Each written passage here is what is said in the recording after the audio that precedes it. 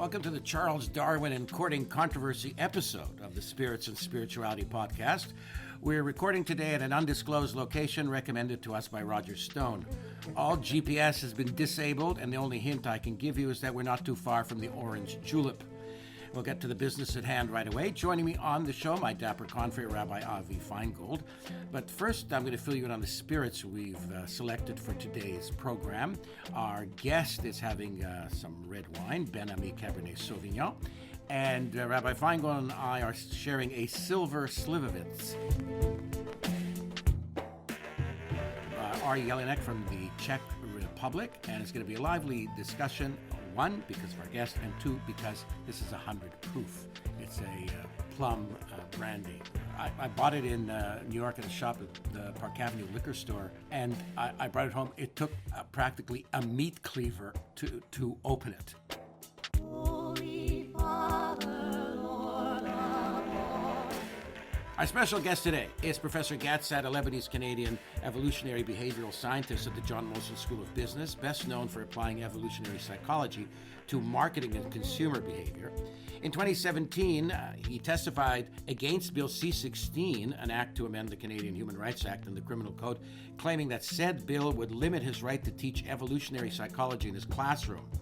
Dr. Gad Saad is Professor of Marketing, holder of the Concordia University Research Chair in Evolutionary Behavioral Sciences and Darwinian Consumption. He's also Advisory Fellow at the Center for Inquiry. What else can I tell you about our guest? He's very good looking. He's modest. He's very good looking. He's the author of The Consuming Instinct, What Juicy Burgers, Ferraris, Pornography, and Gift Giving Reveal About Human Nature, published in 2011. It's since been translated into Korean and Turkish. Our guest's research and teaching interests include evolutionary psychology, consumer behavior, and the psychology of decision-making. He was listed as one of the hot professors of Concordia in both the 2001 and 2002 Maclean's reports on Canadian universities. Professor Saad has been featured on some 500 media outlets. He was designated Concordia's Newsmaker of the Week 5 years in a row. And our guest has his own popular YouTube channel titled SAAD TRUTH, in which he makes videos critiquing political correctness, the ideology of multiculturalism, third-wave feminism, and the political ideology of Islam. It can also be said that Professor Saad has precious little patience for the notion of safe spaces and trigger warnings. A highly popular blogger for Psychology Today, Professor Saad is also well known in the Twitterverse, where he courts controversy, much to the delight and or chagrin of his more than 140,000 followers. Professor Saad, welcome to Spirits and Spirituality. Now, the first thing that I want to ask about as I was doing the research of what you've done, I figured, where am I going to begin?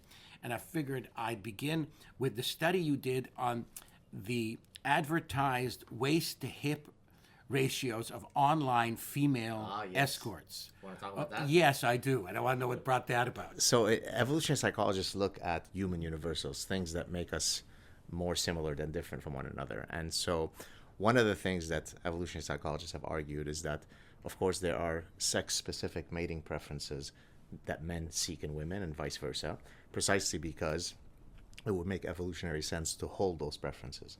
One of which is the preference of men to the hourglass figure, precisely because the hourglass figure in women is a measure of health, it's a measure of nobility and fertility. And so I decided that I wanted to test whether that was actually a universal, and the internet affords us now the opportunity to test these cross-cultural phenomena with very little effort. Something that would have taken me months, if not years, to collect in the past, I could now do very quickly. And so I had an undergraduate student approach me at the end of our semester, that the year that I conducted the analysis, and he asked me, I'd like to hang out with you and do some research. You have something for me? At the time, I didn't have the chair that you mentioned, right, which just ended actually a few months ago. And I said, well, I can't pay you. You'd have to do it on a pro bono basis. So he says, no problem. Just give me something to work on. So I went off for about a week or two and then came back to him and I said, how would you like to surf porn sites for the next few weeks? To which he answered, I love you, Professor Saad. And so what ended up happening is I asked him to identify as many places from as many countries as possible where female escorts were advertising themselves. And so what do they typically put? My name is Linda. This is my age. Here's my weight. Here are my measurements. And so he entered all that data, and the goal was to show that the average waist to hip ratio would be in the 0.68 to 0.72 range, and that's exactly what I found. And I think it was 48 different countries. 48 different countries, and it came to the same. It came to that roughly within that range. Now, you also did a study on evolutionary perspective on sex differences in website preferences and web surfing. Right. So that one, we were trying to look at, there's something called the hunter-gatherer hypothesis. The argument is that many sex differences, for example, in spatial ability or memory tasks, relates to some of the early specialization that men and women would have typically indulged in our evolutionary history. Men would evolve certain skills that relate to hunting. Women would evolve other skills that relate to gathering. So this is why, for example, women outperform men on memory tasks around the world. Whereas on certain spatial abilities, men outperform women. And so we took some of these concepts to see whether we could apply them to how men and women forage, in quotes, in the online media. This is a question we asked David Frum on a previous Spirits and Spirituality podcast. How important do you think religion is today in American politics? I mean, I guess it depends which group you ask that to. It's interesting because I was recently on the Joe Rogan podcast, and we were talking about some of these issues, and I argued that both the right and left are quasi-religious. So, for example, the right are typically the ones who reject evolution, whereas the left are typically the ones who reject evolutionary psychology. Right? So the right rejects evolution because, if evolution is right, where is God in all this? The left rejects evolutionary psychology because some of their quasi-revealed truths posit that there can't be any evolved sex differences between men and women. So in a sense, everybody is, forgive the term, I know I'm sitting here with a rabbi, is parasitized by some form of religious or quasi-religious dogma. I'm okay with that. I actually want to combine those two into a different area of thinking, or a related area of thinking. I don't know if you've thought about this, or whatever. I do believe I may be, people might consider me more on the left, but I'm a big believer in evolutionary psychology. I loved Sex at Dawn. For example, it really impacted a lot of my thinking about sexuality. It was a groundbreaking book on taking a lot of these ideas of evolutionary psychology with regard to sexuality and popularizing them. I find I have a lot more tolerance for religions that are sex positive than the ones that seek to tamp down sexual desire and urge. Religions are out. Well, yes and no, because I think that the right forms of Judaism, Christianity, and Islam are very sex positive. And those strains of religion within the Abrahamic faith and the strains of religion, and I mean, because the fact is, you find in Eastern religions, many strains of Eastern religions are very sex negative as well. So to me, what I find is I tend to gravitate more towards religions and dogmas, if you want to put it, that tend to have a lot of sex positive approaches. Do you think that there's something there in terms of, religions? I mean, the greatest example are the Shakers, right? You're never going to have a religion last if nobody's going to procreate, if everybody's going to be celibate. But I think that I tend to look away. I tend to sort of, raise up the hackles whenever I see a religion go, or an idea, a grouping of ideas that say sexuality is a necessary evil, and we just have to have it. We really don't want to. I mean, the place where I've thought about the nexus between religion and sexuality is really, it's not in the sex positive sense that you're thinking. So I argue that the thing that makes men most shudder is female sexuality. In other words, there's no greater threat to a man's genetic interest than unrestrained female sexuality. And once you realize that, then it becomes clear that many of these cultural and religious norms that seek to control female sexuality under the guidance of some divine edict is really just men seeking to control female sexuality. Sure. I mean, you see that even in political ideas also. The rise of populism is very much, somebody wrote an article in The Atlantic about this recently, is the rise of controlling women and controlling women's bodies, irrespective of religious ideas. Right. But at the end of the day, it's the same idea. The idea that if you want to, promoting, I like the idea that we're looking towards becoming a culture that is positive towards women's bodies, that is allowing women to have agency over their bodies, and Right. as a result having sexuality as a positive force in society. Yeah, and maybe, I don't know if I can just quickly mention, because I didn't maybe close the loop. The reason why men are so afraid of female sexuality is for a fundamental evolutionary reason, and that is paternity uncertainty, right? So we are a biparental species. As mammals go, human males are actually quite extraordinary dads. Now, in a biparental species, it doesn't make sense for males to have evolved no care about whether their women, stray or not, right? Because I'm not going to invest all my resources in a child that I can't be sure is mine. Therefore, so much of the sex differences that we see in behavior and emotional systems and so on are really rooted in this fundamental evolutionary problem, which is paternity uncertainty. So, for example, if you look at the greatest threat to a woman is actually her long-term partner. So I often ask that in a lecture. So I'll say, who do you think is the person that women should fear most? So people are thinking, some serial killer who's hiding in the tree about to pounce on you. The greatest threat to a woman is the guy that she lives with, and usually the trigger that causes him to explode in anger is if he either suspects or knows that she's been disloyal to him sexually. And the reason why he's evolved that system is precisely because of paternity uncertainty, which leads me to another very quick important point. When I usually explain this, a lot of people who hate evolutionary psychology will then pounce and say, aha, you're using your fancy science to condone domestic violence. This often happens with evolutionary psychology. When you explain some reprehensible reality, why does child abuse exist? Why does rape exist? They say you're in favor of it. You're in favor, you're condoning it. And Right. usually my rebuttal, and I think it's been pretty successful, is I say that logic is about as good as you arguing that an oncologist who tries to study cancer is for cancer, is condoning cancer, and then usually they go away, right? Yeah. But that's the visceral Right. antipathy that they feel is because of that. Explaining it is the first step towards countering it. Exactly right. Understand why it's here. Now I am a 21st century individual. I have an advanced prefrontal cortex. I can then go and say, I shouldn't be doing this, even though I might have a proclivity towards going towards that. I want to get back to university life. I remember with great fondness my days at McGill University in the 70s. And what was so exciting about it is that you would meet all kinds of incredibly fascinating, intelligent people, and everybody would have views that were so different, like from the friends you had at high school, such different views. And it was great to hear all of these different views.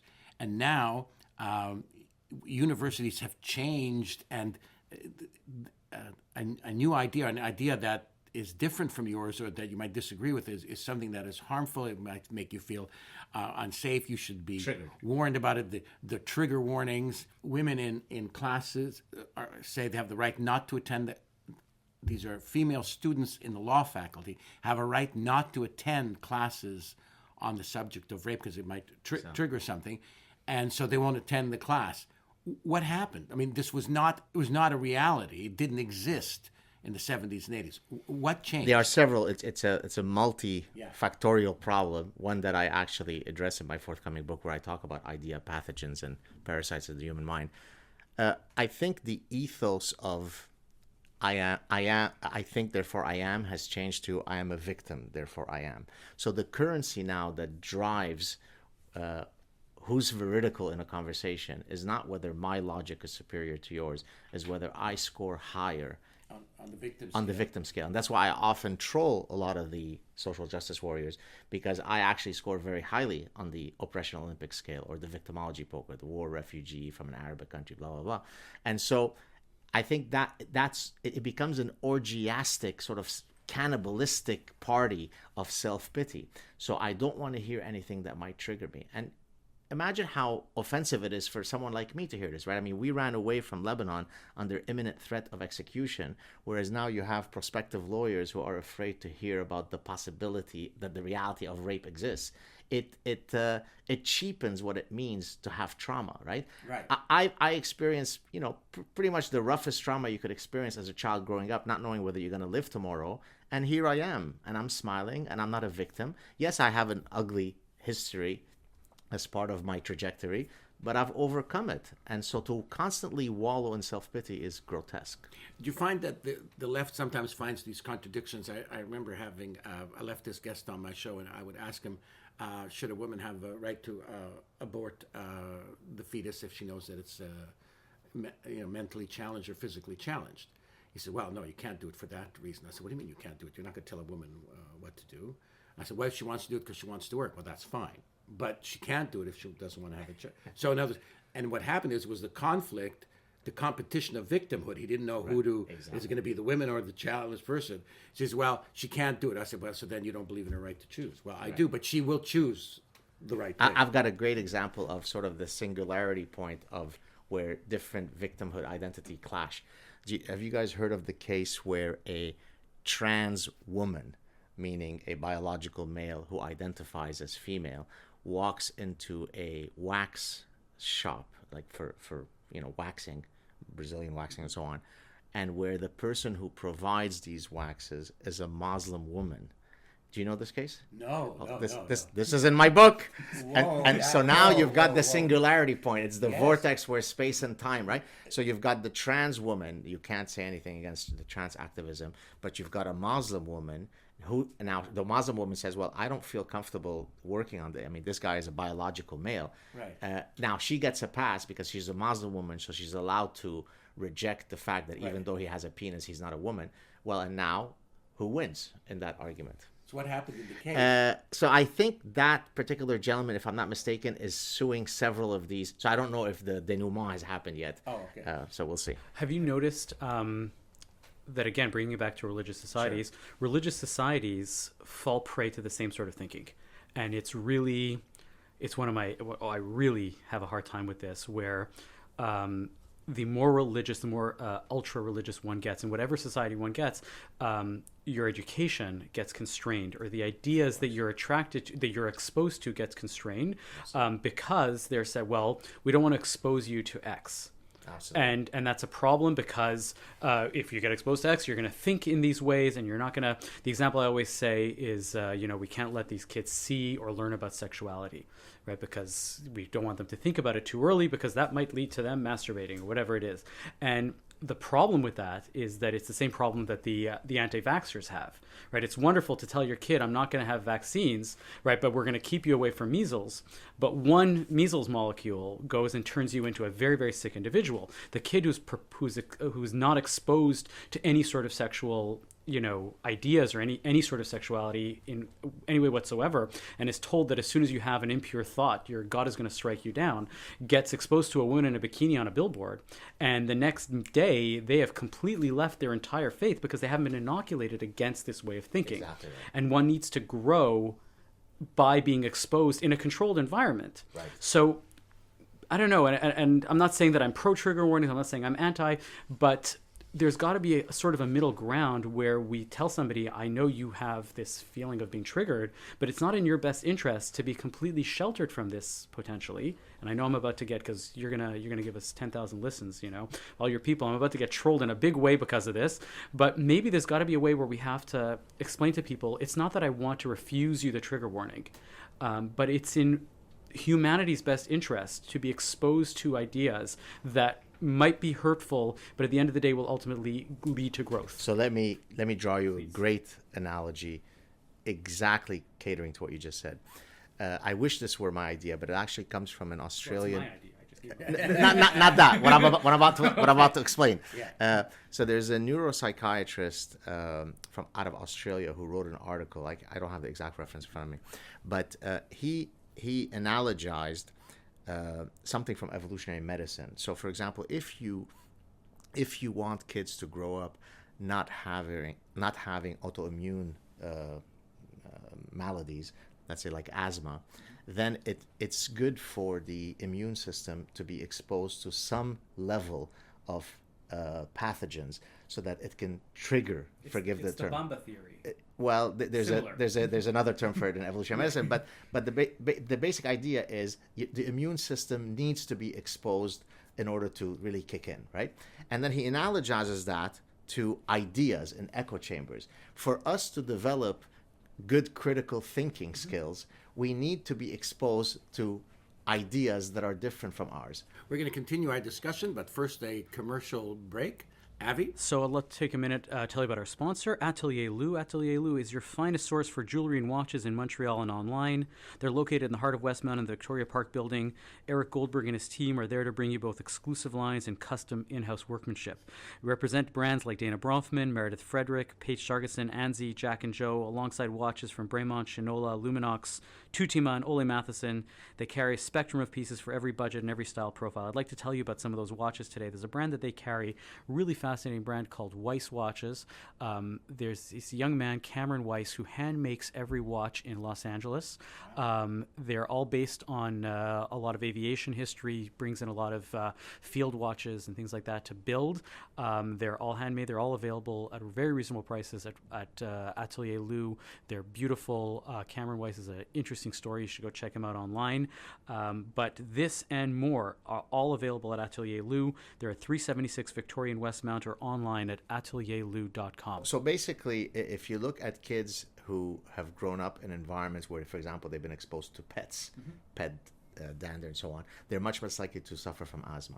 And so exactly by analogizing this, much less likely to suffer from asthma if they've been exposed to some of these pollutants. And so the same principle applies to being exposed to ideas that are contrary to my starting position. That's what triggers my critical thinking. And if you constantly protect me and shelter me, it's funny that you said about how religious communities are sheltered. I often drive by in Outremont, where we used to live in the past, a couple of restaurants that we like in the area, and then I usually see all the Hasidic kids there, and I usually get upset. With all due respect, we're all Jewish here, so I respect everybody's right to practice their faith the way that they want, but I see these kids and I'm always stricken by a sense of sadness that they will never be exposed to 1/1,000,000th of that which the rest of us. Now, you could still be very practicing Jew, right? But be exposed to math, be exposed to literature. So I went to a yeshiva in Outremont, and growing up, I this is very clear in my mind that this was a fundamental moment in my own personal development. Was growing up, I was told if you didn't practice Judaism the way that our brand of Orthodoxy practiced Judaism, then everything else is, it's treif. Right, as I say, it's over. You're a goy, basically. You're worse than the worst. And then I remember moving out, and I was living in Boston, and I was meeting people who were, for the best way I would explain them, they're observant conservative Jews or observant Reform Jews, and that they were practicing Judaism in a fundamental way that was very close to the Judaism that I was practicing. But maybe they had they sat together in synagogue, or they had their rabbi told them that they can eat a salad out or something like that. But they were following the laws the way that they understood them, and I was like, I can't go and say that these people are bad. Because they're clearly wonderful people, and they clearly believe in Judaism in a wonderful way, and it shifted everything for me. It was like, oh, right, there's no one way to be X, to be Jewish. There's no one way to be, a student at Concordia. There's no one way to be an iPhone user. Everybody has their own way of approaching it, and I wouldn't have had that unless I was exposed, finally, in my own way, to other ideas. And that one orthodoxy, right, small o orthodoxy, was very difficult for me, and I had to move away from that. And it's very interesting that, I think it can be best summed up by somebody who once said everybody Jews differently. There's 14 million, 15 million Jews. No two are exactly the same. Not two Satmar people in Outremont. One won't eat at the other one's house, even if it's his brother. I like dairy products. That makes me a Jew for cheeses. Yeah. So anyway, they're all very different. But what's intriguing about what you said when you're going through Outremont, you saw these kids, it's too bad they're not exposed to these other things. This is new. This is a new phenomenon. 100 years ago, in the ultra-mega Hasidic, ultra-Orthodox communities, the kids, like you saw, would know math and science and history, mandatory. So what they changed? Couldn't get it. They decided to become more Insular? Mahmer, the expression. Yeah, like absolutely. it's holier than thou. Like, oh, that guy allowed that, not me. I don't allow this. My personal view, I don't know if this is true or not. It's a guess, and it may have something to do with the Slivovitz, in terms of electricity and not allowed to put on a light on the Sabbath. At some point, there was no electricity, right? At all, right? And then electricity was discovered. It happened, and so the rabbis had to deal with it. And I think, I don't know if this is correct or not, that the majority of rabbis said it's not fire. It's very different from creating a fire. It's fine. And then a Hungarian rabbi said, oh, no, fire. It's fire. So the others didn't want him to appear to be more religious than they were, so they went along with it too. And as a result, you can't turn on. So it's a little, more complicated than that. Let's. That's why I said it's just my theory, and it's based on Slivovitz. It's beyond the scope of this academic. podcast. Yeah. For those of you who care about it more, feel free to contact us through our various social media channels, and I'll gladly walk you through the debate and the issue about that. One of the things you discuss and talk about, and it's really worth following you on Twitter. I have one of those things. Whenever you tweet, I want to know about it. It's always fascinating. It's sarcastic and nasty and mean and hilarious. Tell me what you think is wrong with multiculturalism. So, multiculturalism has one of two meanings. There's the colloquial use of the term, which means pluralistic. So to say that Montreal is a multicultural city where you can get foods of many different cuisines, traditions, that's great. Multicultural as a political philosophy is an utter disaster, because it basically argues that there is no need for people who come into a host country to seek to try to assimilate, right? Who are we to judge the practices and the beliefs of another, right? It's exactly what led Justin Trudeau, when he was only a minister at the time, or a member of parliament, to get more angry at the fact that someone said that these practices, child bride, honor killing, female genital mutilation, to call these things barbaric is what got him upset. Not the fact that those practices were barbaric. And that reflex that he had really came from multiculturalism, because it said, how dare you judge the practices of another? No, I judge. No, but where did we get to the point where, like, female genital mutilation is the way you can't judge that? Well, if it goes back to the oppression Olympics and victimology poker, if the people who engage in that practice have a darker skin you than you, then you lose that argument, right? So to the extent that it's not Swedish people with blue eyes who are doing it, I mean, it sounds as though I'm being facetious, but I'm really not. That's how lobotomized most of these morons are, right? So actually, I have a section in my book where I talk about, look, to judge is to be human. People think that judging, who am I to judge? I don't want to be judgy. No, we judge all the time. I judge who's going to be in my social group. I judge who I'm going to marry. I judge who's a good student or not. To judge is to be human. So this idea that there is an antipathy towards judging others if they engage in practices that are universally grotesque is itself grotesque. Now, many of the people who want to shut you down, and there are many, yes, and they're, rather than engage any of your discussions or any of your debates or any of they your never arguments, it's much easier to say, oh, racist. Absolutely. Right. So I've been accused, excuse me for interrupting you. Yeah. I was invited to speak at an event called The Stifling of Free Speech on University Campuses at Ryerson University. That event was shut down. The irony was lost on them. And the people who shut us down argued that I was a white supremacist Nazi anti-Semite. Come on. Absolutely true. Isn't the flip side, though, of the multicultural problem, as you might say it, just as evil, the melting pot phenomenon, where you immigrate to a country, you come to a new culture, and you're expected to sand off anything that doesn't belong to the master culture of wherever you're at. I think that we have to hit some sort of a middle ground. Wait a second. The middle ground. In terms of the United States melting pot, it's very interesting. They're American. They feel very much, I'm an American. Let's say they're Italian American. They're going to have Italian traditions in the house. The mother's going to cook Italian, but it's very important to them to say that they're American. Let's bracket the last 40 years. Let's look at the first 200 years of the melting pot of America, right? You immigrated from Germany, from Poland, from wherever. You were expected to change your name. You were expected to not talk with an accent. You were expected to celebrate Thanksgiving and not celebrate whatever your holiday was. And I don't like that either. I think that that's just as problematic. You're right. It has to be in the middle. But I have a very vivid memory of my mother having an argument with the census taker. And they asked, what's your nationality? She says, I am Canadian. What kind of Canadian? She says, a Canadian.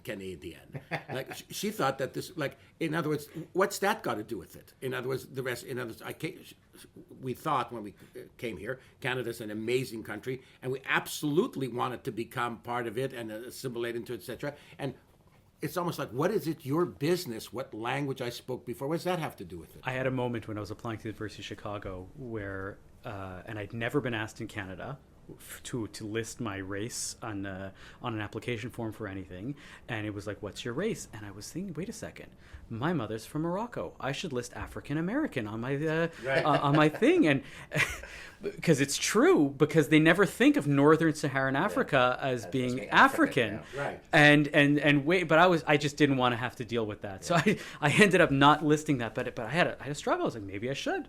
Because your nomenclature is wrong doesn't mean that I don't get to take advantage of that. Right. Where does the professor said? Where does the ideology of third wave feminism? What exactly is third wave feminism? So there have been different feminist movements. The third wave feminism is really, regrettably, one that has completely abdicated any connection with reason, logic, or science.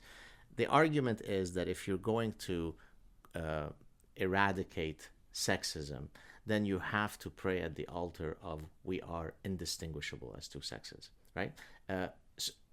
This is why, by the way, I appeared in front of the Canadian Senate. You can't teach your course. Well, what I argued is not so much that I can't teach my course, is that it becomes very easy for someone who identifies as trans to argue, well, wait a minute, this professor is teaching us evolutionary psychology where he talks about sex differences, where he talks about sexual selection, which involves male and female, and he is rejecting my personhood. So it was a hypothetical case of a slippery slope argument, right? So I wasn't saying that, if the bill is passed, the next day they're going to whisk me away to Gulag 13. But I was arguing that in seeking to protect the right of everybody to live free of bigotry, the cost shouldn't be that you kill truth, right? I could walk and chew at the same time. I can be someone who tries to protect the right of everybody to live free of bigotry whilst not rejecting basic facts like there is male and there is female. Right? So third wave feminism basically it does reject that. It does reject that, right? This is part of it.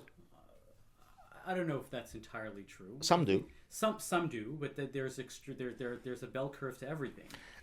Sure, but just those who don't reject it will argue that the sex differences that exist are almost exclusively due to social construction.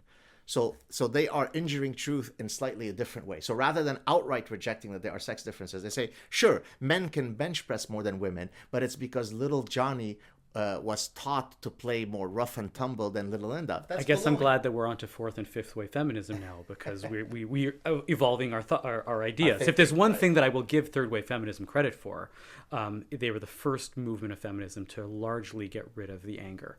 Right, but as my wife, who would arguably fall into that category, and she's very much in the forefront of doing things which her previous generation was not able to be doing. Her big tagline, she goes, "I'm not an angry feminist."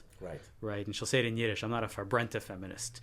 Right, I'm not, and the idea that we have to get along, that our ideas have to come by, but have to be come by through reason and moving, have to really, there's something there. What happened? What changed for? If you, in previous generations, you could discuss immigration. I want more immigration. I want less immigration. I want more because of this. I want less because of this. And there'd be a discussion back and forth for various reasons. Now, to bring up the subject, to want to discuss it, to say a number, you're a bigot and a racist, and to prove that you're not, you can't discuss it at all. And the ultimate theory of that is that borders are irrelevant. If they want to come here, they want to come here. So I said, then there should be no borders at all. They should never mind legal or illegal. No one's illegal. So then there shouldn't be any border. Anybody should stroll in wherever they want to. And they say, yeah. Well, this is why I argued earlier that social justice warriors are a form of secular quasi-religion, right? So in the same way that religions have revealed truths, that I could sit till I'm blue and I can't convince you to move away from those revealed truths, social justice dogma has similar revealed truths, right? You can't argue that one immigrant might be less desirable than another because that makes you a bigot. That's a starting point that we can't go. But that's idiotic, right? I mean, an ostrich is a bird and a hummingbird is a bird. The fact that we've called them both birds doesn't mean that they are indistinguishable. One weighs several hundred pounds, one weighs less than a couple of grams, right? By the same token, immigrants are not all equal. Some immigrants bring with them cultural and religious beliefs that are perfectly antithetical to our Western values. And to state so doesn't make you a bigot. It makes you someone grounded in reality. Now, how do you feel about World Hijab Day? And particularly, I want to ask you about, do you think that Muslim women who live in Iran feel betrayed by feminists in the West? An emphatic yes, right? I mean, again, it's usually Western feminists of the third wave kind who went to Wellesley College who stand in solidarity with women who choose freely to wear the niqab and the burqa and the hijab. Whereas women who live in those societies, like who came from those, Ansaf Haidar, the wife of Raif Badawi, who's become a very good friend of mine, she's astonished. When we sit together, she can't believe that the discussion is that to be liberated and feminist is to wear the hijab. I mean, look at the reversal of reality, right? So, yes, I emphatically disagree. Right, but what about the ones who say, well, you know, a man shouldn't tell a woman you shouldn't wear a bikini. You shouldn't tell her you shouldn't wear a hijab either. Leave it up to her to wear whatever she wants. The reality is that even though no one is putting a gun to her head and forcing her to wear it, she is coming from an environment that would be punitive if she were not wearing it. So even if she's not being forcefully made to do it, she is doing it. Let's remember that both the hijab and the bikini are male constructs. That's right. Well, actually, Western feminists, third wave feminists, argue that the niqab is liberating, whereas the bikini is a manifestation of the patriarchy. And I'll tell you why. Because the niqab averts the male gaze, whereas the bikini, I brought this up on the podcast in the past, and actually my issue, and I'm a big fan of Emmanuel Levinas, and he talks about how the face of the other is what brings the humanity into it, and it's not necessarily my idea to say this exactly, but the niqab is covering up the other, covering up the face of the other, and I've always had difficulty with trying to reconcile that and come up with an ethic that might allow it, because at the end of the day, I really believe that it takes away the humanity of an individual to cover up a face. I think 80% of the cues that we experience come through our visual sense. That's our dominant sense. We've evolved very clear processing mechanisms that allow us to read the facial features of another. And now you remove that. So the niqab and the burqa are literally anti-evolution, right? So you can ground the argument not sort of in fuzzy-wuzzy, metaphysics. You can, from an evolutionary perspective, it makes no sense to have women dressed in that garb. Make no mistake, I want to hear the reasoning behind what a niqab is, but I have yet to find the one that really works well for me, that sits well with me, but it's not my religion, so... Why do you refer to Prime Minister Justin Trudeau as Sheikh Grand Mufti? Right. Because he's never met an extremist Muslim guy that he didn't want to go on vacation with. It seems like every single one of he is, to use the term of Douglas Murray, the British writer, Islamophilia is, if you like, the opposite of, quote, Islamophobia, right? It's sort of this pathological love of all things Islamic. Right. Well, Justin Trudeau is exactly that. So sarcastically, using my inimitable style, right, I granted him the title of Grand Mufti. I wonder what you think of Rick Wilson. Who's Rick Wilson? He wrote the book, Everything Trump Touches Dies. He's a conservative. He's a Republican. He hates Trump? Yes. So I don't know about him, but generally the Trump hysteria is something that I call collective Munchausen. Baron Munchausen disease. Right. So Munchausen Syndrome, sorry. For those of you who don't know, it's when someone feigns a medical condition. Munchausen syndrome by proxy is when you have someone under your care, let's say your biological child, you harm the child so that you can get sympathy. And so I think that the orgiastic sort of hysteria that's taking place is a form of collective Munchausen. So this guy, without meeting him, I've already diagnosed him. I want to bring it back to your main field and the idea of spirituality with a couple of quick wrap-ups. So first of all, what's the evolutionary psychological benefit to spirituality? Right. Can I answer it for religion rather than spirituality? Is that okay? Yeah. I always find that religion is a dogma, spirituality is the state of being, right, where you're going towards something higher, something like that. So there are several possible evolutionary arguments to explain why religion persists. One is called an adaptation. So when you try to argue that religion is an adaptation, you have to then argue that those who are religious will have a survival advantage over those who are not religious. So David Sloan Wilson, who's a good friend of mine, an evolutionary biologist, has actually made such an argument. He argued that because religious groups have greater communality, greater cohesion, greater likelihood of reciprocal cooperation, those groups will tend to outsurvive members of groups that are not religious. So that's an adaptation argument. An exaptation argument, an exaptation is a byproduct of evolution. So for example, the color of our skeleton system, the color of our bones, is not itself due to an adaptation. It's a byproduct of other evolutionary processes. So from that perspective, religion piggybacks as a byproduct of computational systems that evolve for other purposes, right? So there is no adaptive value to religion, but it in an insidious way, it piggybacks on other systems. So is it saying that because we have such a developed brain, our brain needs to give a reason to the world around us, and therefore the reason that happens is religion? So that could be one. So let me give you another example. Exactly. So coalitional thinking, our unbelievable capacity to distribute the world into us versus them, is something that already exists. We come to the world with that penchant. Well, then religion piggybacks on that, right? It's very easy to see that most religions there's the Jews and there's the Goy, there's the Fidel, there's the othering, right? So that narrative is one that my brain is already ready to receive because I've already evolved the coalitional system, and then religion piggybacks on that. Agency detection is a system that already exists. Well, now I just put God to that agent, and now it becomes religious.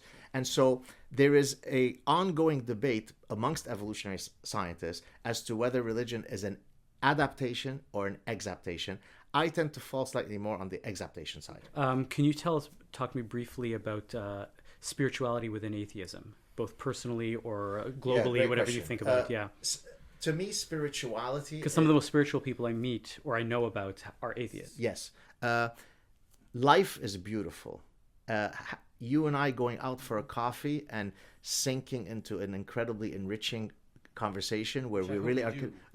Likewise. That to me is spirituality. Someone who writes to me and says, listen, I was going to commit suicide and then I started following your stuff. That touches me in a transcendental way, right? I can go to a beautiful natural landscape and see the beauty of that place, and I could be transported in a spiritual way. So there are endless ways by which I can have reverence and awe for life without it being tied to any religion. As a matter of fact, I would argue that makes life more special because I live in the moment. I'm right here with you two guys, and that is spirituality. So with that, I'll ask you our last question, which we ask everybody. Well, not this one, but a variation on it every time. Which atheist would you most like to hear a sermon from? Christopher Hitchens. How come? And just so you know, you're not the first person to have said Christopher Hitchens to this answer. That's the first one I thought of. There's another. I can't remember his name. I think it's Ma'ari. I think his name is a Syrian blind. I think theologian who was very anti-religion. So I think he probably was a closet atheist, but that's probably a millennium ago. But the first guy that came to mind is Christopher Hitchens because I appreciate his no holding back. And so in the same way that on Twitter, I'm someone who doesn't mince word, I appreciate someone who doesn't equivocate.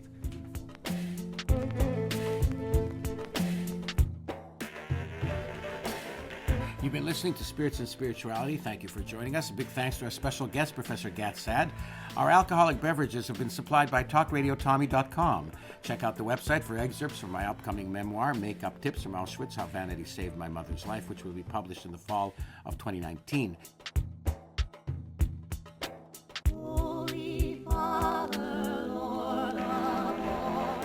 Thanks to our excellent producer, Andre Goulet. Be sure to listen to his award-winning Canadian Politics and Society podcast, Unpacking the News, on the Ricochet Podcast Network. Mr. Goulet is also the producer of Fil Rouge, a French-language podcast featuring stories from Indigenous and Inuit communities in the far north of Quebec. Fil Rouge was the winner of the Grand Jury Prize at the 2018 Paris Podcast Festival. Thank you to our very special sponsors, the Jewish Learning Lab and Atelier Lou on Victoria Avenue. Technical assistance, courtesy of Ricochet Media. Original music in Spirits and Spirituality is by legendary Montreal composer So-Called. Our logo is by Design is Yummy. Today's podcast has been recorded at an undisclosed location, recommended to us by Roger Stone. I'm Avi Feingold. I'm Tommy Schnurmacher.